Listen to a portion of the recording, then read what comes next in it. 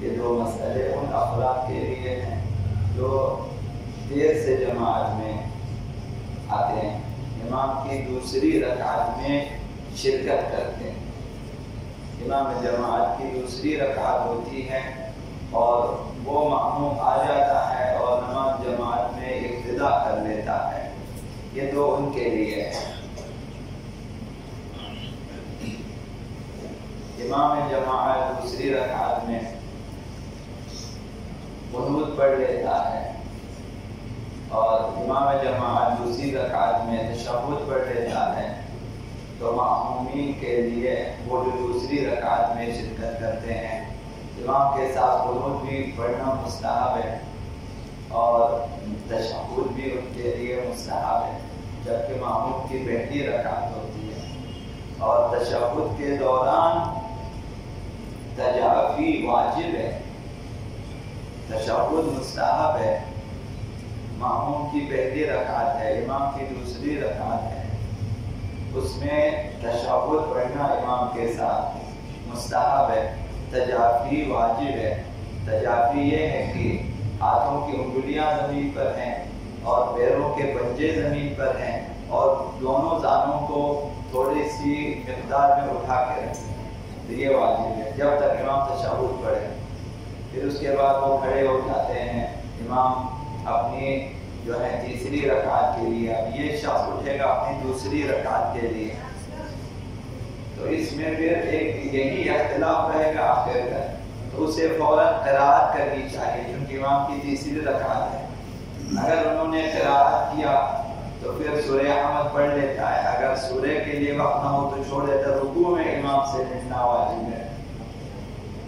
یہ جلدی سے کریں، تو اگر وقت نہ ہو تو مستحبات کو چھوڑ دیں۔ مستحبات میں سے ایک یہ ہے کہ قنوت مستحب ہے، اس کی دوسری رکعت ہے، امام کی تیسری ہے، قنوت نہ پڑھے، رکوع میں اپنے آپ کو پہنچانا بہت ہی ضروری ہے۔ پھر جب اس کی دوسری رکعت ہے، امام کی تیسری رکعت، امام تو نہیں بیٹھے، وہ کھڑا ہو جاتا ہے چوتھی رکعت کے لیے، تو یہ واجب مقدار میں تشہد پڑھنا چاہیے، مستحبات نہ ہو۔ مثلا شروع میں جو ہم پڑھتے ہیں الحمدللہ یہ مستحب ہے، یہ نہ پڑھیں، یہ نہ پڑھیں، بلکہ الحمد جو ہے اشہد اللہ یہاں سے شروع کریں، دو شہادتیں اور ایک صلوات پڑھ کے جلدی سے کھڑے ہو جائیں، جب تک امام تسبیحات پڑھ کے رکوع میں آ جاتے ہیں، یہ اوپر جا کے جلدی سے، یعنی اگر تین جو ہے تسبیحات پڑھنے کا وقت نہ ہو تو ایک تسبیحات اربعہ پڑھ کر رکوع میں پھر امام سے ملنا ضروری ہے، کیونکہ امام کی چوتھی رکعت ہے، اس کی تیسری رکعت ہے، اور آخری تشہد میں بھی تجافی واجب ہے۔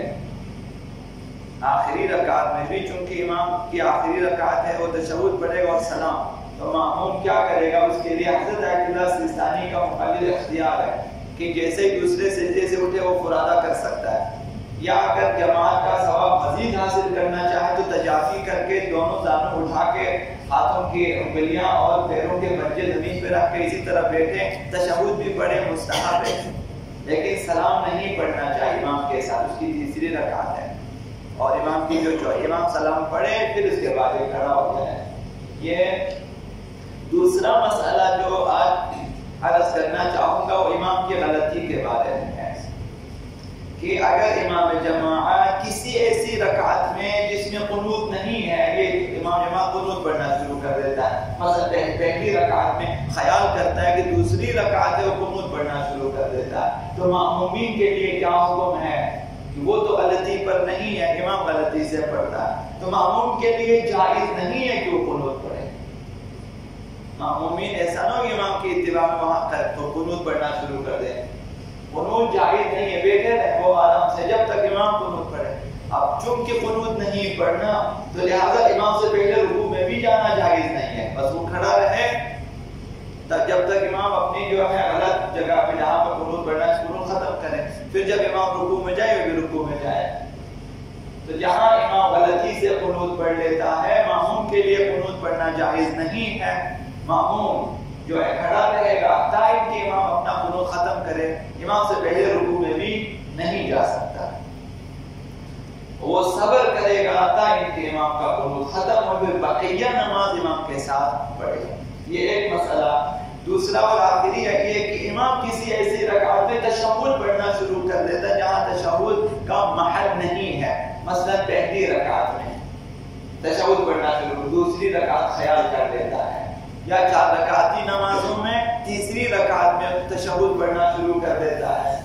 غلطی سے کہ یہ یا وہ سب دوسری رکعت ہے یا سمجھتا ہے کہ آخری رکعت تشہد پڑھنا، تو معمومین کے لیے جائز نہیں ہے کہ وہ تشہد پڑھنا شروع کریں. وہ چپ بیٹھیں اور خاموش انتظار کریں. اب یہ کہ تشہد نہیں پڑھنا تو معموم یہ نہ سوچے اب میں کھڑا ہو جاؤں، کھڑا بھی نہیں ہو سکتا امام سے پہلے، کیونکہ افعال نماز میں امام کی اطاعت واجب ہے.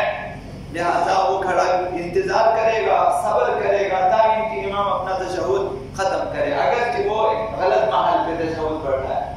صبر کریں، امام تشہد ختم کرے پھر اٹھیں. جہاں سے امام کی نماز باطل ہونا شروع ہو جائے وہاں سے معمومی فرادہ کر دیں.